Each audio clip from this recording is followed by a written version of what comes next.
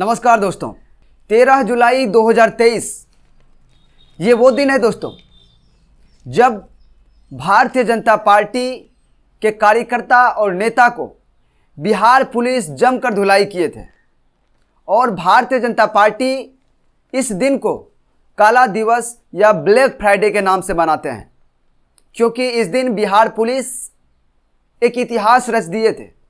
क्योंकि इस दिन भारतीय जनता पार्टी के सभी कार्यकर्ता, नेता, सांसद, विधायक को जमकर धोया गया था जब वो प्रदर्शन कर रहे थे।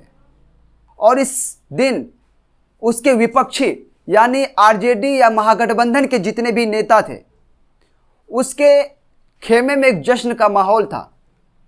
उन्हें ये लग रहा था, खासकर आरजेडी के नेता कार्यकर्ता को, कि आज हमने वर्षों पुरानी या वर्षों से चली आ रही हमारे ऊपर जुल्म या हमारे साथ जो किया गया, जो मेरे साथ किया गया, उसका हमने आज बदला ले लिया। लेकिन भारतीय जनता पार्टी बदला लेने में कहाँ पीछे रहने वाली है। उन्होंने भी फिर से वही किया जो उनका रवैया है, और जिस तरीके से वो करते आए हैं, जिस तरह से वो विपक्ष को परेशान करते आए हैं, फिर से उन्होंने वही हथकंडा अपनाया। 13 जुलाई को भारतीय जनता के कार्यकर्ता और उनके नेता को के साथ मारपीट होती है, लाठीचार्ज होता है। और इस घटनाक्रम में एक उनके जहानाबाद के महामंत्री विजय सिंह की मृत्यु हो जाती है, जिसे भारतीय जनता पार्टी लगातार हत्या बता रही है। इसी को लेकर भारतीय जनता पार्टी के द्वारा 15 जुलाई 2023 को सीजीएम कोर्ट पटना में आरजेडी यानी तेजस्वी प्रसाद यादव, जो बिहार के उप मुख्यमंत्री हैं, और बिहार के मुख्यमंत्री नीतीश कुमार और पटना के एसपी, एसएसपी और डीएम के खिलाफ सीजीएम कोर्ट में उसके खिलाफ याचिका दायर करते हैं, उसके खिलाफ केस करते हैं। और उसके ऊपर जो केस किया गया है, आरोप क्या है और कौन कौन से धारा लगाए गए हैं, वो मैं आपको बताना चाहता हूं। इनके ऊपर जो धारा लगाया गया है दोस्तों, आपको बता दें कि आईपीसी की धारा के तहत 302, 307, 323, 341, 354, 504, 506, 34 और 120 बी के तहत हत्या, हत्या का प्रयास और छेड़खानी का आरोप इन सभी पे लगाया गया है। आपको बता दें कि इन 6 नामजद जिसको किया गया है, मुख्यमंत्री नीतीश कुमार, उप मुख्यमंत्री तेजस्वी प्रसाद यादव, पटना के डीएम और पटना के एसपी, एसएसपी के खिलाफ जो किया गया, इन 6 लोगों के अलावे अज्ञात पुलिसकर्मियों के ऊपर केस किया गया है। उसके खिलाफ जो है कि पिटीशन दिया गया है कोर्ट में।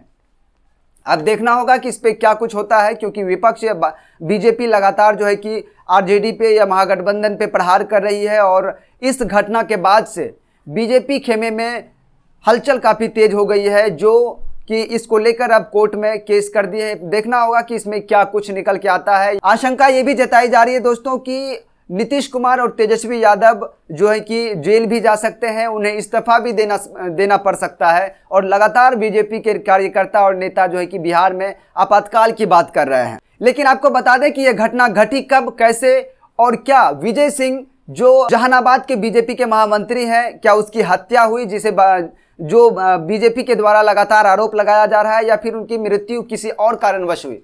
आपको बता दें कि भारतीय जनता पार्टी के सभी कार्यकर्ता और नेता के द्वारा ये निर्णय लिया गया था कि 13 जुलाई को गांधी मैदान से चलकर विधानसभा का वो घेराव करने वाले थे, जिसके लिए शांतिपूर्ण तरीके से मार्च निकालने की पूरा प्रारूप तैयार था और ये निकालना निश्चित था। लेकिन इसी दिन विधानसभा में बैठक रखी गई, जिसमें भारतीय जनता पार्टी के सभी सांसद, विधायक जो है कि भाग लिए हुए थे। लेकिन उपद्रव मचाने के कारण उसे संसद भवन से बाहर फेंक दिया गया था। और उसके बाद वो सभी अपने कार्यकर्ता को लेकर गांधी मैदान से लेके विधानसभा का घेराव करने के लिए जो है कि चल पड़े। भारतीय जनता पार्टी के द्वारा जिस तरीके से आरोप लगाया जा रहा है, उनका कहना है कि जब वे लोग प्रदर्शन करते हुए डाक बंगला चौराहे तक पहुंचे थे कि तभी अचानक बिहार पुलिस के द्वारा वाटर कैनन, अश्रु गैस और अचानक से उनके ऊपर लाठी बरसाना शुरू कर दिया गया, जिसके वजह से उनके जो एक नेता विजय सिंह है, उनकी मृत्यु हो गई।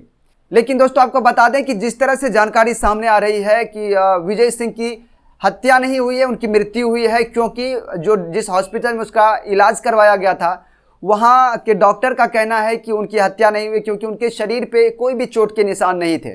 और आपको बता दें कि कुछ लोगों का ये भी कहना है, कई अखबार में ये प्रकाशित की जा चुकी है कि जिस नेता के मृत्यु हुए, जिसे हत्या का नाम दे रहे हैं लगातार बीजेपी भारतीय जनता पार्टी के कार्यकर्ता, विजय सिंह को इस घटनाक्रम के दौरान या इस घटनाक्रम के बाद उसे छज्जू बाग में देखा जा चुका है, चलते फिरते देखा जा चुका है, जिसके बाद से खबरें एकाएक सामने आती है कि विजय सिंह की मृत्यु हो गई है और आरोप ये लगता है कि उसे जो है कि उनकी हत्या कर दी गई है। बिहार पुलिस के लाठी डंडे से उसे मार मार कर उनकी हत्या कर दी गई है। जबकि कि उनके साथी जो थे, जो उनके साथ साथ थे, उनका ये उस समय बयान था, पुलिस के द्वारा उसे लाठी डंडे से मारकर उसे मृत नहीं किया गया।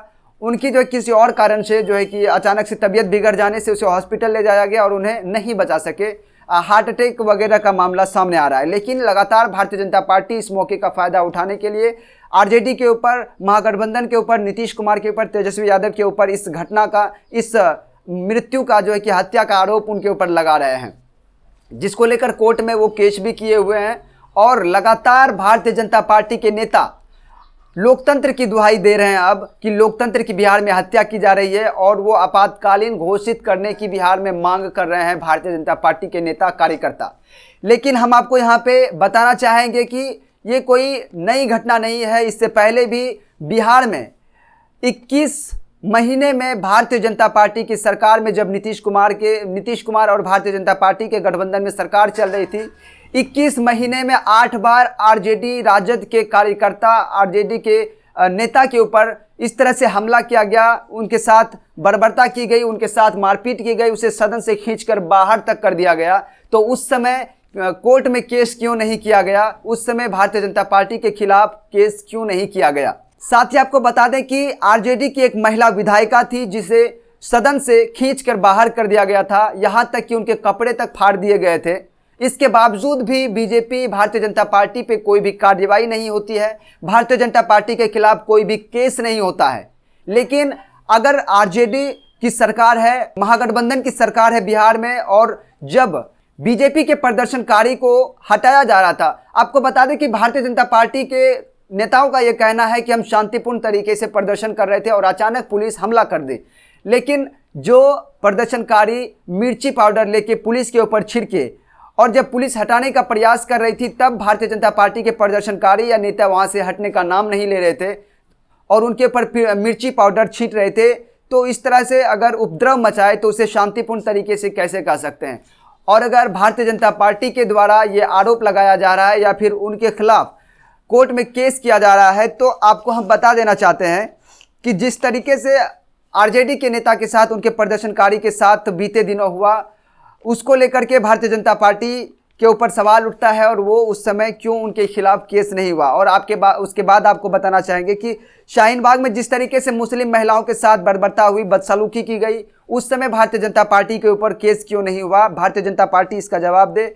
उसके साथ साथ जामिया इस्लामिया के छात्रों के साथ जो दुर्व्यवहार किया गया, वहाँ तोड़फोड़ की गई, सीसीटीवी कैमरे तक तोड़े गए थे, इसका जवाब दे भारतीय जनता पार्टी। और इसमें भारतीय जनता पार्टी के पास ऊपर कोई एक्शन क्यों नहीं लिया गया? उनके खिलाफ कोई केस क्यों नहीं दाखिल हुआ? और उसके बाद आपको बता दें कि केरल में कांग्रेस नेता के साथ मारपीट, अश्रु गैस, वाटर कैनन से प्रहार किया गया था, बदसलूकी की गई थी, झड़प हुई थी पुलिस और भारतीय जनता पार्टी के नेताओं के बीच। तो उसको भारतीय जनता पार्टी नज़रअंदाज क्यों कर रही है? उसके खिलाफ भी केस होनी चाहिए और उनको जो जवाब देना चाहिए। उसके साथ ही आपको बता दें कि देश की महिला पहलवान जो महीना प्रदर्शन कर रही थी दिल्ली की सड़कों पर बैठ के, उसको अभी तक इंसाफ तक नहीं मिला है। और उसके जो मुख्य आरोपी हैं ब्रिजभूषण शरण सिंह, उसे अब तक गिरफ्तार तक नहीं किया गया है, सजा नहीं दिलाई गई है और भारतीय महिला पहलवानों को अब तक इंसाफ नहीं मिल पाया है। इसका जवाब भारतीय जनता पार्टी दे और क्यों नहीं उसे इंसाफ मिला है, ये बात भारतीय जनता पार्टी को जरूर बताना चाहिए। उसके बाद आपको बता दें कि देश के किसानों के द्वारा महीनों प्रदर्शन किया गया था, शांतिपूर्ण तरीके से प्रदर्शन किया गया था भारतीय जनता पार्टी या केंद्र सरकार के खिलाफ। जब किसान बिल लाया गया था तो उसके बावजूद जो है कि किसान भी, सैकड़ों की संख्या में किसान मरे थे, उसके बाद जो है कि उन्हें न्याय मिला और वो अपना हक सरकार से छीन लिए। सरकार देना नहीं चाहती थी लेकिन किसान अपना हक छीन कर उनसे ले ली। तो इन सभी सवालों का जवाब भारतीय जनता पार्टी दे और उसके बाद फिर बिहार सरकार या बिहार के उप मुख्यमंत्री तेजस्वी यादव या फिर पटना के डीएम एसएसपी पे जो केस किया गया है, जो इनके खिलाफ पिटीशन दिया गया है कोर्ट में, उनके ऊपर विचार किया जाना चाहिए। बाकी आप लोग इसके बारे में जरूर कमेंट बॉक्स में बताएं। और भारतीय जनता पार्टी से हमारा सवाल रहेगा, ये सभी सवाल जो मैंने 6-7 सवाल किया, इन सभी सवाल का जवाब उन्हें देना चाहिए। उसके बाद जो है कि बिहार सरकार के ऊपर कोई आरोप लगाना चाहिए या फिर उन्हें उनके ऊपर केस होना चाहिए। बाकी आप लोग इसके बारे में क्या सोचते हैं, अपना राय कमेंट बॉक्स में जरूर दीजिएगा। चैनल पर नए हैं तो चैनल को सब्सक्राइब कर लीजिएगा, बेल आइकन को दबा दीजिएगा। मिलते हैं अगले वीडियो में, तब तक के लिए जय हिंद।